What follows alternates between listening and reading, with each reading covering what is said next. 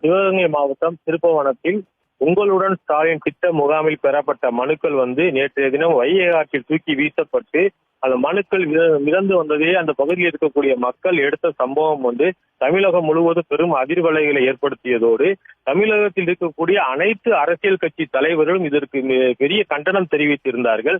இந்த சம்பவம் பெரிய சர்ச்சையை ஏற்படுத்திய நிலையில் சிவகங்கை மாவட்ட ஆட்சித்தலைவர் செய்தியாளரை சந்திப்பதாக கூறிவிட்டு பின்னர் ஒரு முழு அறிக்கையை ஒன்றுக்கு விளக்கமாக கொடுத்தார். அந்த அறிக்கையில பெறப்பட்ட மனுக்களுடைய அந்த வைகை ஆற்றில் மிதந்த மனுக்கள் அனைத்தும் ஜெராக்ஸ் நகல் என்று கொடுத்திருந்தார். அதுபோக அந்த மனுக்கள் கொடுக்கப்பட்ட மனுக்களுடைய அனைத்து தீர்வு காணப்பட்டதாகவும் தெரிவித்திருந்தார்.